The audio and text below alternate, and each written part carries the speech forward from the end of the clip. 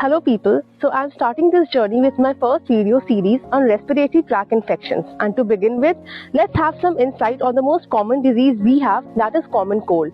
Now most people don't even consider this as an actual disease, but anyone who has ever suffered from it knows how miserable it can make you and how contagious it can be. Now the question is, when can you get common cold? And the answer is throughout the year, but more commonly during the winters.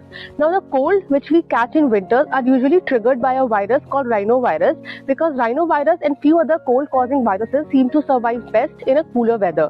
During summer, the virus landscape changes as the common cold in summer is mostly caused by the enterovirus, which affects the tissue in your nose, throat, eyes and digestive system. Also in the winter season and during transition from summer to winter, there is a decrease in humidity which causes dryness of your nasal mucosa, which normally acts as its first line of defense and make a way for virus to infect us. The next question is, who is at risk of getting common cold? And the answer is mostly children, because of their immature immune system and close physical contact with other children. Now let's talk about the symptom, which includes these.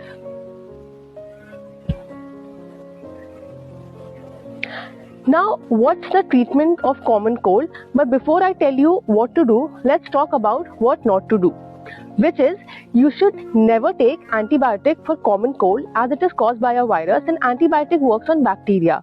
Now what we should do is just symptomatic treatments like nasal decongestants like Otrivin and Nazivion, antihistamines like levocetirizine, warm salt water gargle and steam inhalation.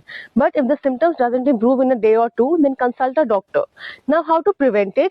Follow proper hand hygiene. When in contact with affected people, don't touch your eyes, nose and mouth, and while sneezing, cover your nose and mouth with a tissue or hanky. If that's not available, then do this, but never do this.